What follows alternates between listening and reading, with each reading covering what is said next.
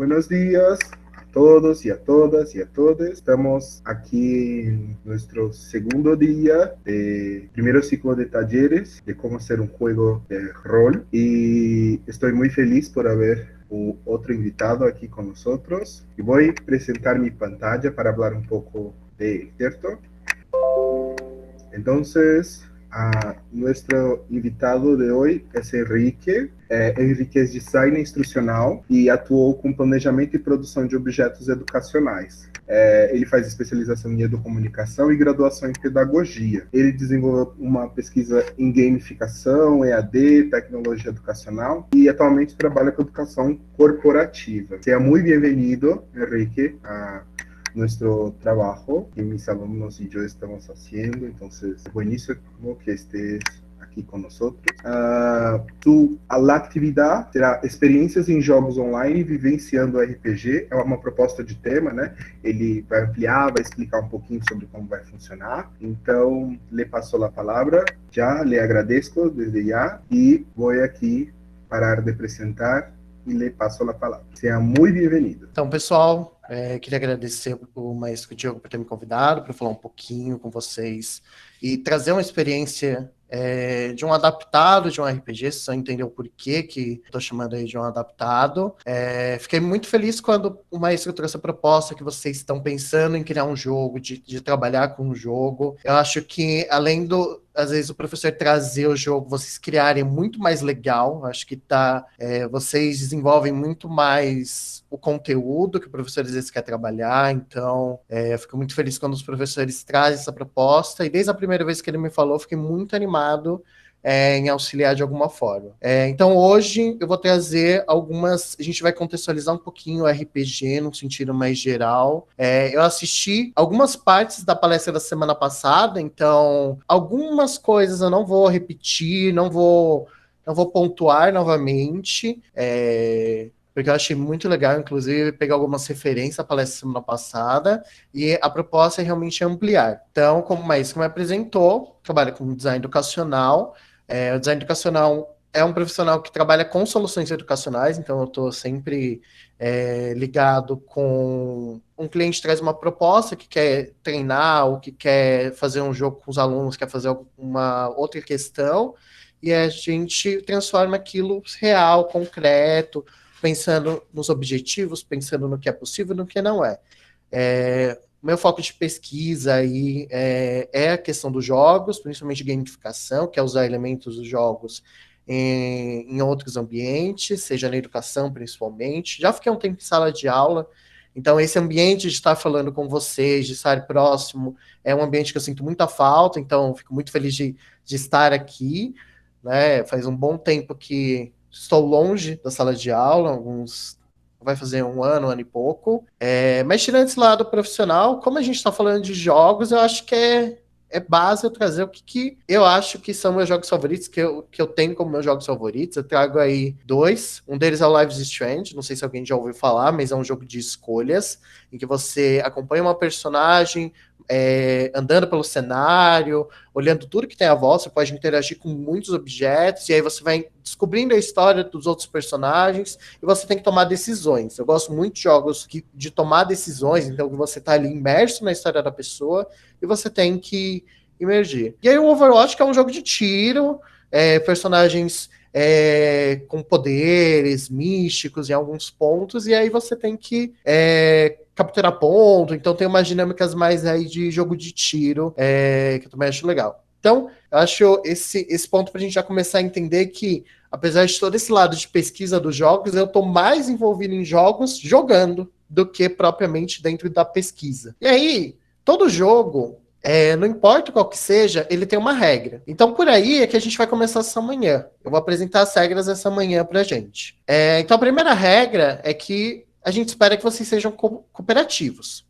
Então, o jogo só acontece se todo mundo participar, principalmente na hora que a gente for fazer a imersão. Vocês podem ir colocando perguntas no chat para não esquecer, e no final eu tiro a apresentação e respondo todas elas, comentários também que vocês queiram trazer, e aí junta com a segunda regra, que é tragam as suas experiências. É muito importante que vocês tragam, se eu trouxe alguma coisa, vocês identificaram, relacionaram com alguma coisa, porque a partir disso que a gente vai construir o perfil dessa turma, o que vocês gostam, o que vocês já entendem, o que vocês não entendem, porque às vezes a gente fala, eu não jogo. Aí você vai olhar o celular da pessoa, ela tem mais jogo do que uma pessoa que realmente joga. Tá, então essa pessoa joga ou não se considera uma pessoa jogadora? Todo mundo tem alguma experiência com o jogo, né? Nem que seja aqueles jogos mentais que a gente brinca, vou fazer isso mais rápido. A gente tem elementos de jogos na nossa vida. Então, tragam essas suas experiências se vocês acharem que contribui, o que vocês acreditam. Aí vem a terceira regra, sejam criativos.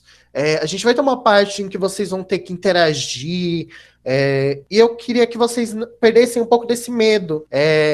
A ideia é que vocês explorem sem medo das possibilidades. Então, vocês estejam lá, vocês explorem, vocês falem, pode ser pelo chat, não precisa todo mundo abrir o microfone, eu sei que tem uma questão às vezes de conexão, então fiquem tranquilos.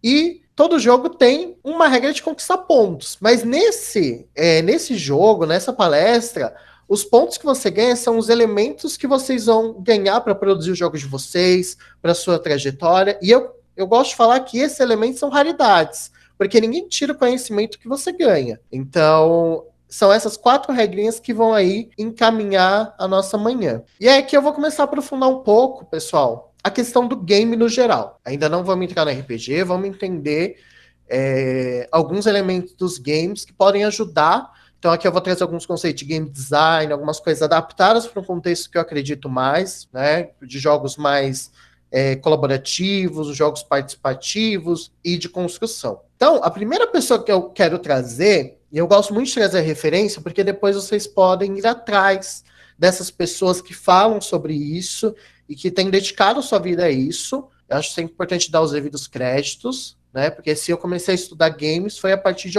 alguns autores. Então, o Cal Karp é o cara que fala sobre gamificação. Então, se vocês querem achar mecânica de game, o que eles falam, principalmente adaptado para a educação. E aí, ele define game como um sistema no qual os jogadores se engajam em um desafio abstrato, definido por regras, que tem interatividade e feedback, e que gera resultados quantificáveis. Frequentemente, ele está numa reação emocional. O que ele quer dizer com toda essa questão? O game, então, é um desafio abstrato. Você nem sempre sabe qual o desafio que está por trás daquele jogo. Às vezes é muito explícito qual é o desafio, às vezes não. Às vezes você vai entendendo ao longo do processo. Ele é definido por regras. Você pode não saber no início do jogo, mas em algum momento você vai aprender o que você pode e o que você não pode fazer, né? Sempre tem uma interatividade. Não importa se o jogo é você com uma máquina, no caso um console, um computador, ou se é um RPG, por exemplo, que a interatividade você tem com outros jogadores. E o feedback? O feedback é toda a reação que você gera quando você faz alguma coisa no jogo. Então num jogo digital, por exemplo, você aperta um botão, o personagem fez determinado movimento. Num jogo de cartas, você joga aquela carta, alguma reação o outro jogador vai ter, ou num jogo de sorte, você vai avançar desse casos, né? E que isso gera um resultado para nós que vai muito além do resultado prático da mesa, do jogo. Ele pega reações mesmo emocionais. Então a gente se projeta emocionalmente dentro do jogo. Tá, a gente se projeta no Tetris? É uma questão que eu, inclusive, no início, quando eu comecei a estudar jogos, eu pensava, o Tetris não dá para quem não sabe, talvez alguém não saiba, o Tetris é aquele joguinho de encaixe de pecinhas que vai descendo. Qual a reação emocional que a gente tem nela? A gente tem uma reação de espaço, a gente querer que fique tudo encaixado, porque a gente sabe que se começar a ficar tudo bagunçado, uma hora a gente não vai conseguir mais lidar com aquela situação que a gente não consegue controlar, então entra uma relação de controle, entra uma relação ali de movimento, porque o Tetris está contando uma história, porque, né? Por que a pecinha cai de cima para baixo e não da esquerda para a direita, né? Por que ela não vem de um lado para o outro, né? Ela tem ali uma intencionalidade naquilo, né? Só que tem jogos que a gente se entra no lado emocional muito mais por dentro. Então, por exemplo, naquele Life is Strange que eu comentei com vocês, existem situações em que você tá tão envolvido com o personagem que você chega a chorar, se emocionar, ficar com raiva dos personagens, porque você tá tão ali na vida daquela personagem que você esquece, você se projeta realmente. Todo jogo tem alguns elementos. Esse eu esqueci de botar a referência, mas eu passo aqui para vocês, depois eu arrumo uma apresentação e passo para o Diogo. Essa referência ela vem da Jennifer Murray e ela vem em umas adaptações que eu trago no sentido mais de ampliar. Então, todo jogo tem esses 3 elementos. Não importa qual que ele seja, você consegue encontrar. Agência. A agência a gente pode definir como desafio. Então, todo jogo tem um desafio, que é basicamente o que você faz no jogo. Então, todo jogo tem alguma coisa que você faz. A imersão. A imersão é tudo aquilo que te mantém no jogo. Então, o que do jogo te faz ficar nele, né? Então, a gente pode identificar como uma imersão cenários, objetos, espaços, narrativas. Tem outras coisas. Mas quando você quer entender o que é a imersão daquele jogo, o que te faz, o que te mantém jogando? Você não joga uma coisa que você não quer, né? Você não joga por muito tempo. O que te mantém naquele jogo? E a diversão. A diversão não é no sentido só do que tá legal. Eu gosto de trazer a diversão no que nos é diverso. Então, é no sentido do que te faz pensar, o que te provoca naquele jogo. Às vezes, você não tá ali rindo, sorrindo com aquele jogo, mas tem algo que te provoca reflexão, tem algo que te provoca na habilidade. Então, tem algum elemento que é diverso ali, que é único e que faz você querer jogar e continuar, né? Então, a Jennifer Murray, ela estrutura dessa forma e eu gosto bastante. Quando a gente vai pensar num jogo, se a gente conseguir definir esses 3 elementos, a chance da gente conseguir criar uma linha de início, meio e fim para o jogo é muito mais tranquilo, porque a gente consegue definir as agências, né, os desafios, a gente consegue ter cenários, todas as questões de imersão, e a gente traz um elemento que vai fazer o cara se perguntar, tá, por que eu devo jogar? Por que eu tô jogando isso daqui? O que esse jogo me prende? Saindo um pouco do jogo, a gente tem um outro lado. Quem é que tá jogando, né? Então, o Richard Alan Butler, ele traz 4 tipos de jogadores. E é interessante a gente ver, porque esse tipo de jogador não quer dizer, eu, Henrique, sou um tipo deles. Às vezes, para um jogo, eu tive uma motivação maior e eu me encaixo em um deles. Às vezes, com outra coisa, eu me encaixo no outro. Então, é meio complicado de definir, eu sou um tipo só de jogador. Não, você é um tipo de jogador de acordo com a sua diversão, de acordo com a sua motivação, né? Então, tem jogos que vocês jogam mais, tem jogo que joga menos. Por quê? Né? Então, tem essas questões. Então, vamos conhecer um pouquinho desses tipos de jogadores. Então, primeiro que eu trago os predadores. Então, o foco deles é nas conquistas. Aqui a gente até fala em eliminar jogadores, quer dizer que ele quer passar na frente de todo mundo. Ele não se importa com os outros jogadores, ele está ali no foco da conquista. Então, já trazendo um pouco do RPG, é aquele que quer resolver tudo rápido, é ele que quer estar na frente, é ele que quer, na ação de roleplay, comandar todo mundo, vamos, porque a gente tem que ganhar, bora, né? Que é diferente do conquistador. Os conquistadores, eles buscam ali realizações e conquistas únicas para eles. Então, mesmo que o objetivo principal ele observe que não é o maior, que ele é o maior, mas ele não vai conseguir, porque o predador está lá na frente, ele é aquele que vai tentar ser reconhecido de alguma forma. Então, por exemplo, no RPG, a gente pode ser aquele que vai mais mediar entre os jogadores. Tem o mestre, né, que vai estar lá, mas ele pode ser aquele que vai querer mediar entre os jogadores. Então, isso é interessante pensar. Ele não quer o status maior do jogo, mas ele quer ser reconhecido por algo dentro do jogo, né? O que todo mundo fala, nossa, aquele cara é um mediador. E aí a gente vem para os exploradores. Aqueles que você joga um mapa, ele vai querer saber até porque tem uma canequinha na imagem do cenário, porque ali pode ter alguma coisa escondida. Então, o foco dele é ele explorar em tudo, ele ser especialista naquele campo que eles trazem, né? E o foco deles é realmente na narrativa, de estarem ali. E os comunicadores, que o foco deles é nas relações, né? Tanto nas relações entre os jogadores, quanto a relação, às vezes, com os personagens do jogo. Então, no RPG tem muito NPC, que são personagens que você interage, que estão lá parados, às vezes você vai interagir, esse cara gosta de ter, por exemplo, ser passado por todos, para saber o que cada um faz. Esse cara é aquele que negocia. Então, a gente consegue trazer algumas características dos jogadores a partir disso. Quer dizer que eu sou um só? Não. A gente pode ser um ou mais desse tipo de jogadores. Mas a gente consegue ver que uns são mais ligados ao ambiente, outros são mais ligados ao todo, outros são ligados ao fazer e outros são ligados ao interagir. Então é legal ver isso, porque dentro de um jogo é necessário pessoas que estejam ligadas a esses 4 extremos. Para quê? Para que o jogo flua. Imagina se todo mundo é predador, que todo mundo quer um derrubar o outro. Gente, alguns jogos não funcionam assim. Não é só competição, tem muito jogo cooperativo.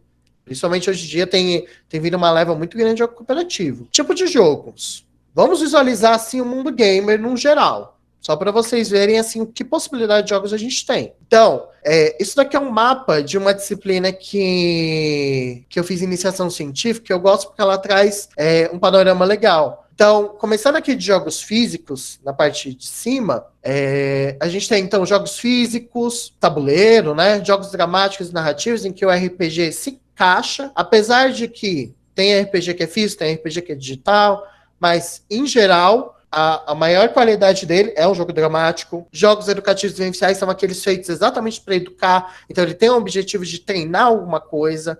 Os casuals e indies, eles não têm uma proposta muito bem definida, eles querem trabalhar umas outras coisas, eles querem trazer temáticas que às vezes não é muito elencada por jogos digitais. Então, tem ali depois os games como terapia, então os games são utilizados em contextos também profissionais, para fazer terapia, para refletir coisas.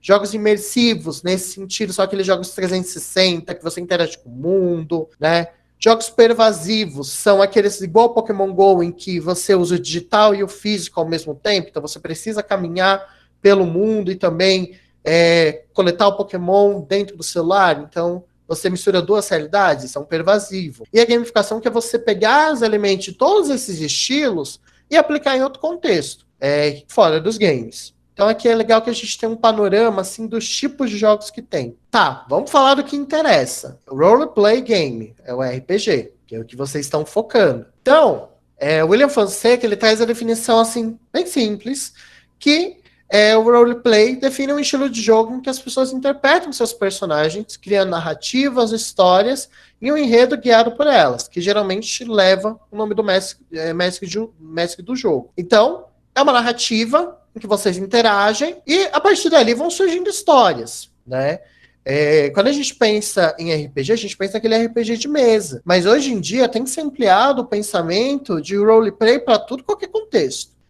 Quem joga mais deve ver que, ou quem acompanha streams, que tem RPG, tem roleplay de GTA, tem roleplay, as pessoas tentam fazer roleplay dentro do Fortnite, por exemplo. Então, eu tenho visto um aumento das pessoas tentando fazer roleplay em todos os jogos. Então, todo jogo que permite um mundo aberto, permite uma interação entre as pessoas acabam criando alguma forma de roleplay. Isso é legal, porque mostra, apesar do jogo ser estruturado para você interagir só com a máquina, ou às vezes tem uma versão online em que você só faz missões determinadas pelo sistema, as pessoas querem um mundo aberto, as pessoas querem criar.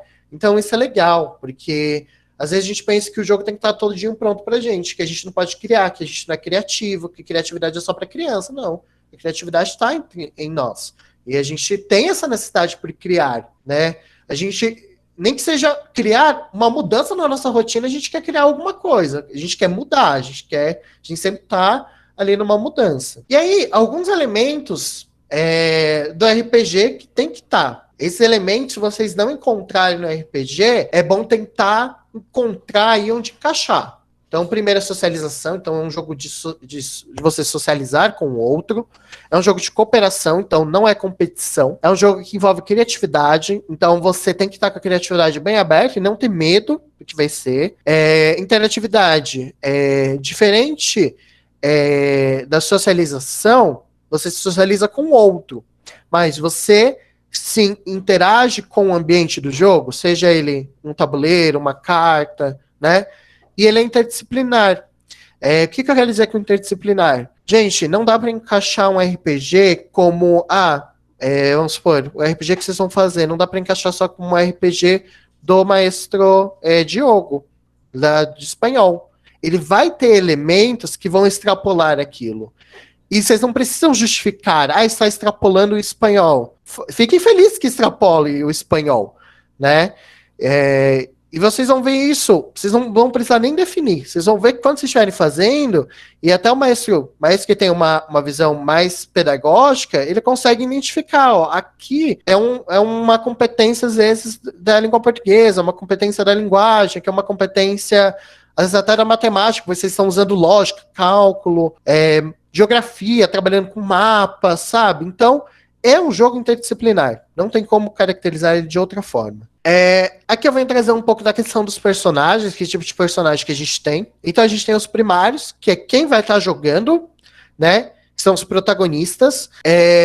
Eu já ouvi algumas pessoas falando que o protagonista do RPG é o mestre, é aquele que vai estar mediando. E na verdade não. O protagonista é todo mundo que está jogando, né? Então, esses personagens, em geral, eles são criados do zero, né? A partir de um contexto definido pelo grupo. Né? Então eles têm hábitos, características, tanto físicas e psicológicas. Isso é muito legal, porque você não trabalha só a questão de como você é fisicamente, você trabalha os medos do seu personagem, você trabalha as dores do seu personagem, você trabalha os ganhos, as vitórias que esse personagem já teve, e que ele carrega isso. Igual a gente carrega todas as nossas conquistas, a gente carrega todas as nossas dores, e a gente lida com a vida a partir delas. Né? Todo mundo vive com tudo que passou, né? A gente até comum a gente falar que essas coisas é que nos fazem tão único, que fazem a gente crescer. É a mesma coisa dos personagens de RPG. A gente tem que pensar nessas características físicas e psicológicas que o nosso personagem tem. Pensar no que ele já passou para a gente poder dar um futuro para esse personagem. Aí vem o mestre, né? Que é o mediador, que ele é considerado um personagem antagonista. Segundo o Nunes, tá, gente? Que eu tô pegando essa referência. O mediador, ele ali, apesar de ele ser o mediador, ele tem controle de toda parte de inimigos. Então, ele sugere a missão, mas ao mesmo tempo ele traz desafios que vão te desafiar. Esses vilões que eu quero dizer aqui, não necessariamente alguém mau, mas é aquele que não vai te dar de bandeja tudo que você quer. É aquele que vai te questionar, é aquele que vai te provocar, é aquele que vai fazer você procurar, é aquele que vai fazer você debater com outro para conseguir aquilo que é o objetivo do grupo. E tem os personagens secundários, que também é lidado com o mediador. Então tem RPGs que você tem personagens que você vai encontrando ao longo do caminho e que eles são personagens secundários que também são controlados pelo mediador, e que, na verdade, eles têm objetivos bem determinados. Então, eles estão ali, às vezes, para ajudar ou atrapalhar, então você pode ter uma sorte de interagir ou não com ele. Então, isso é bem definido antes. Quando vem a definição se eles vêm para ajudar ou para atrapalhar, depende do sistema. Tem sistema que usa o dado para saber se ele vai ajudar ou atrapalhar. Tem sistema que é história. Então, ele bota 10 personagens secundários. Quais que vocês vão achar? Será que vão achar os bons, os ruins? Né? E quando eu falo bom e ruim, eu não falo das questões de características psicológicas do personagem, e sim de qual é a função dele na história. Ele vai te dar uma pista, ou ele vai te dar uma pista falsa? Isso é ajudar ou atrapalhar. E aí, só passando alguns elementos para vocês serem como base para construir um RPG. Então, primeiro é ter o conteúdo da aventura. Então, vocês terem um contexto para onde vai rolar, pensarem na duração dele, vocês terem um mestre que tem o domínio desse conteúdo da aventura, vocês pensarem nos personagens, então ter definido o contexto, quais personagens cada um vai ser, pensar nos recursos tecnológicos, e quando eu falo em tecnologia, eu não falo só de tecnologia digital, eu falo também se vai ser de mesa, o que vocês vão usar? Vão usar ficha? Vão usar caderno? Como que vai ser as anotações? Pensar em tudo isso. Pensar nos cenários, onde que vai ser, até onde que vai, qual o tamanho do mundo, o mundo é aberto, o mundo é adaptativo, o mundo pode mudar de realidades, qual é o sentido? E pensar nas regras e situações e problemas. Então, tem que estar definido no início do RPG todos esses pontos. Precisa estar escrito bonitinho, Henrique? Não. Mas que cada um entenda o seu papel. Então, uma coisa que eu acho que é legal, tá escrito, tá definido, por exemplo, eu preparei pro de hoje, é um esqueleto, por exemplo, de onde vocês acham pistas, quem te dá pista, quem não dá, qual é o contexto geral da aventura, tem as situações problemas, quais que são, qual o cenário, o que ganha em cada cenário. Então, isso é legal o mestre ter escrito até para ele consultar. Então, é um jogo que você vai estar ali sempre consultando. Eu acho essa proposta bem legal. Mas, basicamente, são esses os elementos que a gente tem dentro do RPG quando a gente se pensa em construir. Então, da parte teórica que eu tinha preparado, é basicamente isso. Então, a próxima parte seria a nossa aventura, né? Então, eu preparei uma aventurinha para vocês. Vocês vão ter 30 minutos. Eu vou estar comandando um ambiente 3D e vocês vão ter que encontrar 10 elementos que são senhas para destravar e parar um tempo. A gente vai ter um cronômetro e vocês vão ter que preencher essa fichinha aqui que eu preparei, tá? Então, só para vocês entenderem, são 5 localidades do mundo, são 10 pistas. Em cada localidade, vocês vão localizar uma pista, então vai estar espalhada no mapa, vocês vão achar ela, e a segunda pista, né, ela é um presente de um NPC, ela é um presente de alguma coisa. Então, eu acho que eu só vou dar o contexto do que é, para pessoas entenderem a narrativa que foi criada. E aí depois eu passo para as perguntas, e depois, gente, quando a gente for fazer a imersão, eu volto nisso daqui, tá bom? A proposta é em que o mestre das histórias decidiu que não vai mais registrar nenhuma das histórias que acontecem no mundo, desde as mais simples às mais complexas, porque ele perdeu os 10 elementos que ele considera únicos para a história. Então, para as histórias do mundo continuarem a serem contadas, as histórias pessoais de vocês, as narrativas de vocês vão ter que encontrar esses 10 elementos e que eles significam para o mestre das histórias o que é história para ele. Então, vocês vão encontrar aí coisas que vão dar nortes para ele poder voltar à sua função, que sempre foi contar essas histórias. Então, acho que aqui a gente fecha essa primeira parte. Diogo, aí eu respondo as perguntas do pessoal sem essa apresentação. Para quem está assistindo gravado, eu espero que essa primeira parte, que tenha dado uma introdução, ajude vocês a construir RPG. Eu peço, depois mais o Diogo, deixar aí meus contatos, se vocês quiserem pesquisar, falar comigo, trocar uma ideia, me mostrar os jogos depois, porque eu quero muito ver o que vocês fizeram, tanto dessa turma que eu estou ao vivo agora, tanto da que está assistindo. Eu vou também deixar os materiais disponíveis da imersão que a turma vai fazer para vocês explorarem, e vou deixar também o documento da narrativa, para que vocês possam entender qual foi a proposta, quais pistas que tem, onde foi localizado, para talvez seguir como uma inspiração.